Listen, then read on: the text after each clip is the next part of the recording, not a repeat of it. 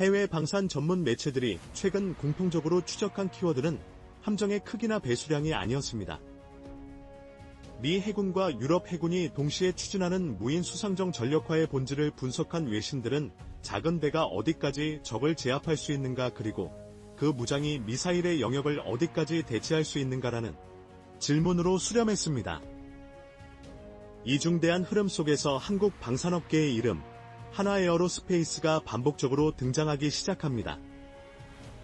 최근 공개된 무인 수상정 개념과 함께 거론된 천무 해상형은 단순한 무장 추가를 넘어 해상 화력 구조 자체를 혁신적으로 바꾸는 선택지로 분석됩니다. 미국과 유럽 매체들이 주목한 이유는 분명합니다. 지금까지 무인 수상정은 정찰, 감시 또는 제한적 타격 수단으로 분류되어 왔습니다. 미 해군조차 미사일 통합 실험을 진행했지만 막대한 비용, 복잡한 통합 난이도, 소형 플랫폼의 구조적 한계로 양산 단계에 이르지 못했습니다. 미사일은 강력하나 발당 수십억 원에 달하며 복잡한 사격 통제 체계가 무인 플랫폼에 큰 부담이라는 평가가 지배적이었습니다. 이 틈새를 파고든 개념이 바로 다연장 유도로켓의 해상화입니다. 해외 보도에서 특히 반복적으로 언급된 부분은 천무체계의 압도적인 가격 대비 화력입니다. 지상형 천무의 230mm급 유도로켓은 최대 약 80km 사거리를 자랑하며 발당 비용은 미사일 대비 현저히 낮습니다. 외신들은 이를 근거로 미사일과 한 포 사이의 공백을 메우는 가장 현실적인 무기라는 찬사를 보냈습니다. 이는 과장이 아닌 철저한 전략적 계산에 가깝습니다. 한 포는 사거리가 제한되고 미사일은 과도하게 비쌉니다. 반면 유도로켓은 다수 표적 동시 타격과 탁월한 비용 효율을 동시에 충족합니다. 여기에 한국이 가진 산업적 강점이 시너지를 냅니다. 하나에어로스페이스는 이미 천무를 대량 양산체제에 올려놓은 세계 몇 안 되는 기업입니다. 폴란드가 200대 이상 규모로 도입을 결정하면서 유럽 내 생산 협력과 탄약 공급망까지 동시에 구축되었습니다. 이 과정에서 로켓 모듈의 신뢰성과 생산 안정성이 이미 검증되었고, 해외 매체들은 이를 실험 단계가 아닌 이미 전력화된 포병 체계를 해상으로 확장하는 것으로 분석했습니다. 서방 분석가들이 특히 흥미롭게 본 대목은 해상형 천무가 기존 비룡 유도로켓보다 한 단계 위의 선택지라는 점입니다. 비룡이 130mm급으로 사거리 약 30km 내외에서 해상 표적 타격을 염두에 둔 무기였다면, 천무 해상형은 구경 자체가 230mm로 커지고 탄두 중량과 사거리에서 질적으로 차원이 다른 영역에 진입합니다. 외신들은 이를 두고 소형 전투함이 중형 전투함의 화력을 일부 대체하는 혁명적인 순간이라고 평가했습니다. 수백 톤급 플랫폼에서 이 정도 화력을 운용할 수 있다는 것은 기존 해군 교리를 다시 써야 하는 시대를 예고합니다. 한국이 개발하는 천무 해상형은 230mm급 유도로켓을 사용하는 해상 전용 다연장 로켓 체계로 무인 수상정 탑재를 전제로 설계됩니다. 최대 사거리는 약 70에서 80km 수준이며 모듈식 발사 포드를 적용해 한 개 포드당 6발, 복수 포드 구성 시 수십 발 동시 운용이 가능합니다. 지상형 천무와 포드 규격을 공유해 탄약 호환성이 높고 경사 발사 방식과 해상 안정화 제어 알고리즘을 적용해 소형 플랫폼에서도 운영이 가능합니다. 주 임무는 함대함 타격이며 연안 표적에 대한 함대지 타격까지 겸합니다. 해외 분석 기사들은 한국 해군의 서해, 남해, 그리고 다도의 환경이 대형 함정 중심 전력보다 다수의 기동 플랫폼에 유리한 지리적 조건을 언급하며 천무 해상형이 무인 수상정과 결합될 경우 연안 거부 능력을 비약적으로 증강시킬 것이라고 분석했습니다. 저렴한 가격과 유지비를 고려할 때 미사일로는 감당하기 어려운 물량전을 로켓으로 수행할 수 있기 때문입니다.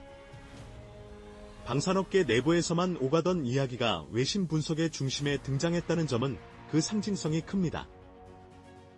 지상 무기 체계를 해상으로 옮기는 시도는 과거 독일과 미국에서도 있었지만 대부분 시험 단계에서 좌절되었습니다. 반동 제어, 염분 환경, 발사 안정성 같은 난제를 극복하지 못했기 때문입니다. 그럼에도 불구하고 한국이 다시 이 카드를 꺼냈다는 사실 자체가 해외에서는 치밀하게 계산된 도전으로 읽힙니다. 이미 지상에서 검증된 체계를 기반으로 함으로 실패 확률이 낮다는 분석입니다. 그래서 지금 해외의 시선은 한 곳으로 모입니다. 천무 해상형이 무인 수상정을 단순한 보조 전력이 아닌 실질적인 타격 자산으로 격상시키는 결정적인 열쇠가 될 수 있는가 하는 질문입니다. 이 질문이 성립한다는 것 자체가 이미 해상 전투의 판도가 달라졌다는 명확한 신호입니다. 한국 방산이 더 이상 추격자의 위치에서 실험을 반복하는 단계를 넘어 해상 전투 개념을 새롭게 설계하는 선두주자의 위치로 올라섰다는 의미이기 때문입니다. 해군이 굳이 천무를 선택하려는 이유와 이 선택이 북한 및 주변 해군 전력에 어떤 전략적 변화를 강요하는지, 그리고 실제 개발 과정에서 어떤 기술적 난제가 어떻게 해결되고 있는지는 다음에서 더 자세히 다루겠습니다. 지금 이 체계를 바라보는 핵심은 화력 그 자체가 아니라 혁신적인 운영 방식의 변화에 있습니다. 천무 해상형이 진정한 의미를 갖는 지점은 무인 수상정이 단독 플랫폼으로 움직이는 것이 아니라 다수의 플랫폼이 동시에 연결되는 미래 전장 환경을 전제로 설계되고 있다는 점입니다. 해군이 구상하는 미래 해상전은 단일 함정이 모든 임무를 수행하는 구조가 아닌 여러 개의 소형 자산이 네트워크로 묶여 역할을 분담하는 구조입니다. 이때 필요한 것은 각 플랫폼이 부담 없이 운용할 수 있으면서도 실질적인 타격 효과를 낼 수 있는 무장입니다. 그리고 천무 해상형은 바로 이 조건을 완벽하게 충족합니다. 무인 수상정에 미사일을 탑재하는 방식은 개념상 강력해 보이지만 실제 운영에서는 명확한 한계가 있습니다. 미사일은 발사 수량이 제한되고 교전이 길어질수록 탄소모 부담이 급격히 커집니다. 반면 유도로켓은 다연장 특성상 한 플랫폼에서 동시에 여러 표적을 타격할 수 있고 필요시 일제 사격으로 압도적인 포화 효과를 만들어낼 수 있습니다. 무인 수상정 여러 척이 각자 수십 발 규모의 로켓을 탑재할 경우 짧은 시간 안에 해역 전체를 막강한 화력으로 뒤덮는 것이 가능합니다. 이 그림은 기존 함포나 미사일 중심 교리에서는 상상하기 어렵습니다. 작전 반경에서도 차이가 드러납니다. 수백 톤급 무인 수상정은 대형 전투함처럼 장기간 원거리 작전을 수행하기보다는 연안과 도서, 지역을 중심으로 기동합니다.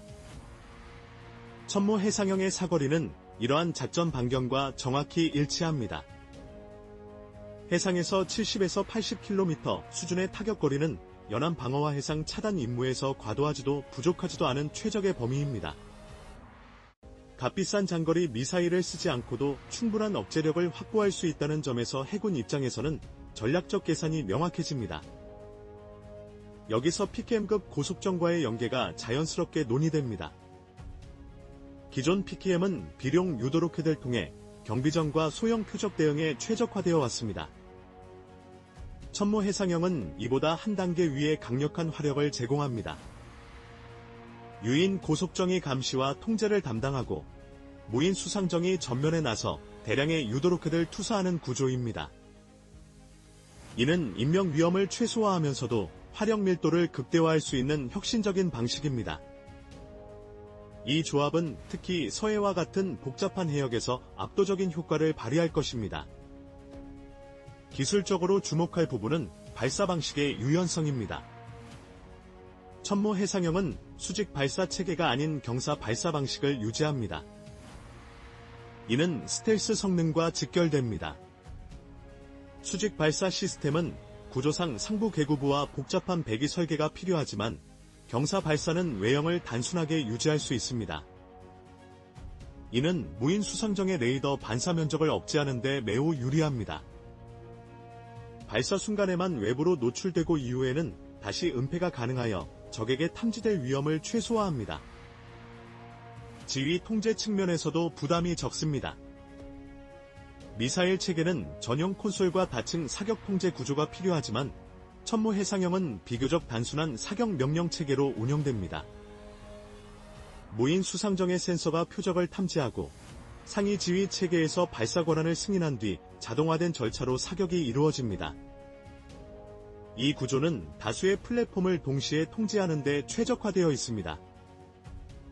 무인 자산이 늘어날수록 이러한 단순성이 오히려 강력한 강점으로 작용합니다. 개발 과정에서 방산업계가 특히 신경 쓰는 부분은 유지비입니다. 무인 수상정은 사람이 탑승하지 않기 때문에 잦은 출동과 회수가 전제됩니다. 무장이 복잡할수록 정비 부담이 커집니다. 천무 해상형은 지상형과 동일한 모듈 구조를 유지하여 정비와 교체가 매우 빠릅니다. 포드를 통째로 교환하는 방식은 항만에서의 체류 시간을 획기적으로 줄여줍니다. 이 점은 실제 작전 지속 능력과 직결됩니다.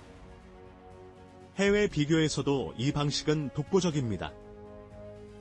미국은 무인 수상정에 미사일이나 원격 무장을 결합하는 방향으로 가고 있고, 유럽은 아직 무인 플랫폼의 역할 자체를 제한적으로 설정하고 있습니다. 그러나 한국은 무인 수상정을 처음부터 강력한 화력 투사 자산으로 정의합니다. 이 근본적인 차이는 개발 방향을 완전히 다르게 만듭니다. 이미 대량 생산과 수출 경험을 가진 한화에어로스페이스가 이 핵심 역할을 맡고 있다는 점은 한국 기술력에 대한 신뢰도를 더욱 높입니다. 수출 시장에서도 천무 해상형은 새로운 지평을 엽니다. 대형 전투함을 유지하기 어려운 국가들에게 무인 수상정과 다연장 유도로켓 조합은 가장 현실적인 대안입니다. 값비싼 미사일 전력에 의존하지 않으면서도 강력한 해상 억제력을 확보할 수 있기 때문입니다. 특히 연안 분쟁 가능성이 상존하는 지역에서는 이 구성이 매력적으로 다가올 수밖에 없습니다. 결국 천무 해상형의 진정한 의미는 한 발의 위력이 아니라 구조적인 전환에 있습니다. 무인 수상정이 단순한 감시 플랫폼에서 벗어나 실질적인 화력 투사 주체로 격상되는 순간입니다. 값비싼 함정 몇 척이 아니라 비교적 저렴한 다수의 플랫폼이 동시에 압박을 가하는 새로운 구도입니다. 이 전환은 상대에게 매우 불편한 질문을 던집니다. 어디까지 방어할 수 있으며 그 방어 비용을 감당할 수 있는가? 이 질문을 먼저 던질 수 있는 선두주자의 위치에 한국이 서 있다는 점이 지금 이 체계가 전 세계의 주목을 받는 가장 큰 이유입니다. 다음은 2025년 11월 21일 한국 천무상 영영이 왜 특별한지에 대한 분석입니다. 이번 천무상 영영의 내부 구조를 현장에서 직접 확인한 방산 관계자들은 기존 천무와의 가장 큰 차이를 플랫폼 자체의 전면적인 재설계에서 찾았습니다. 한국 육군이 운용 중인 천무는 표준 방탄 설계를 갖추고 있지만 중동 수출형은 철갑탄 방어를 위한 강화 장갑 패키지가 적용되어 있었습니다. 천무3 영영은 바로 이 중동형 플랫폼을 기반으로 차체를 설계했기에 전장 환경에서의 생존성이 비약적으로 높아졌습니다. 이는 단순한 차대 교체가 아닌 실전형 요구도를 반영한 완벽한 개편으로 평가됩니다. 기존 천무의 총중량은 약 25톤급이었으나 강화형 차체는 약 27톤 전후까지 증가했으며 서스펜션과 구동계 또한 이를 완벽하게 감당하도록 재설계되었습니다.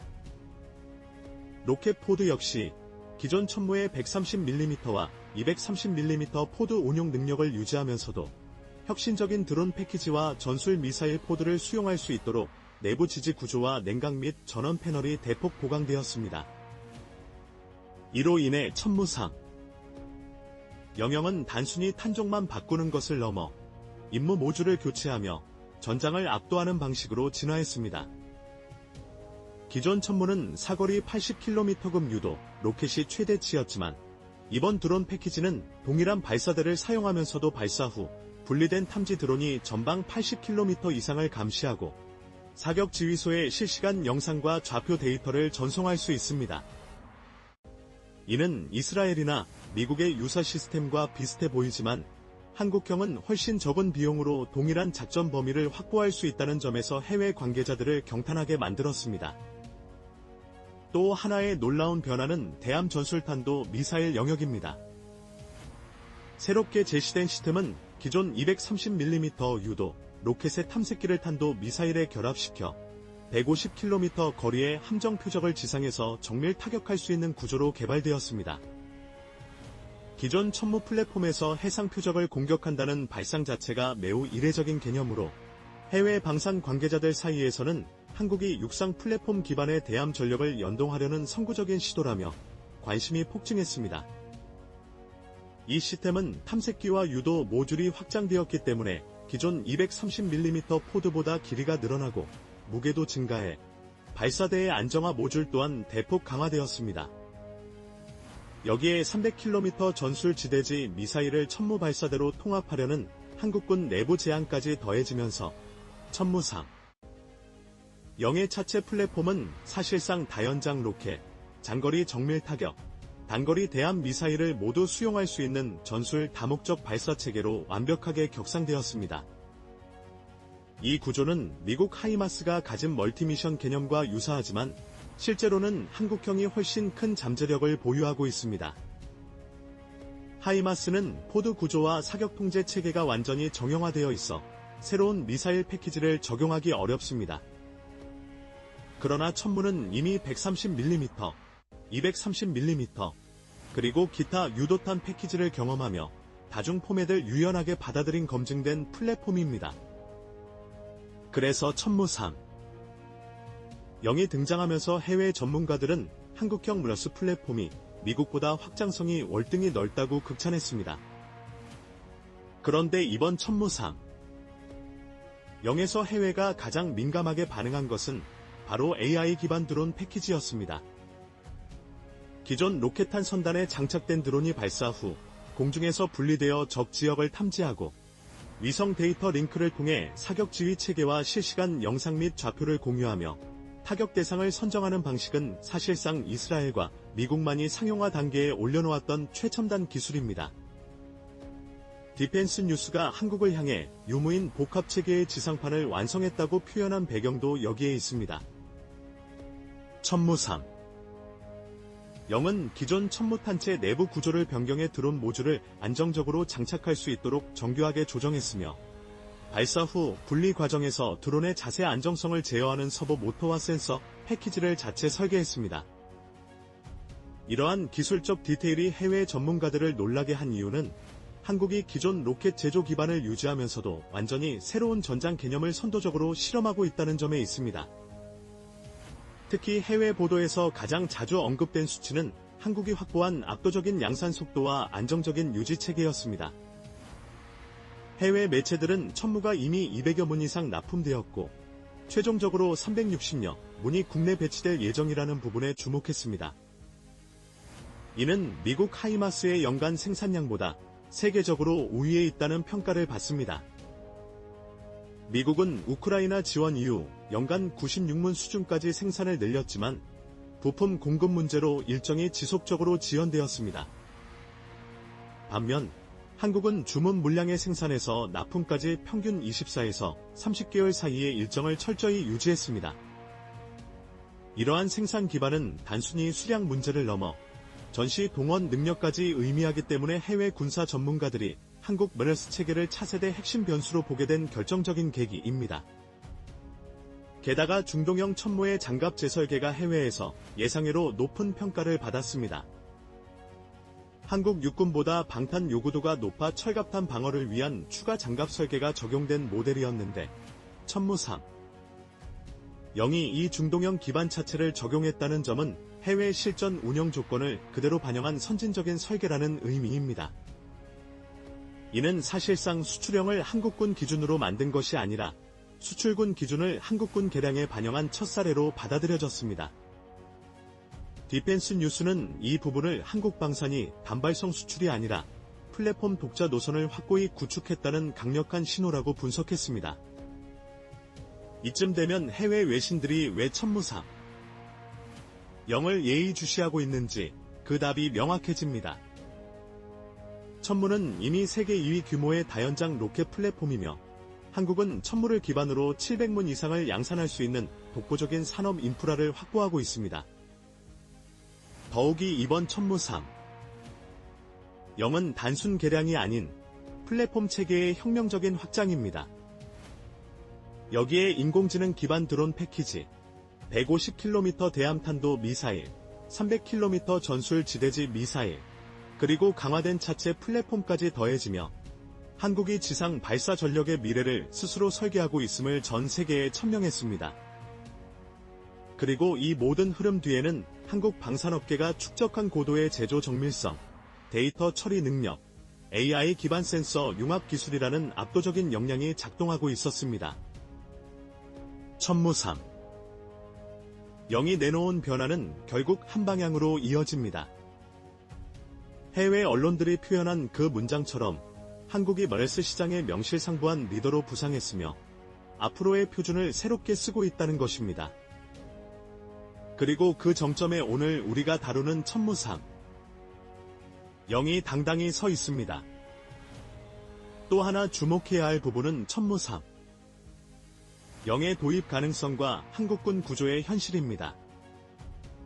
육군은 이미 360문급 천무 물량 중 200여 문을 인수했고 나머지 100여 문을 추가로 납품받는 과정에 있습니다. 병력 부족으로 신규 포병 전력을 대량 확충하기 어렵기 때문에 천무3. 영이 단독 신규 사업으로 도입될 가능성은 낮지만 창정비 개량을 통한 3. 영급 플랫폼 업그레이드는 충분히 가능하다는 평가가 나옵니다.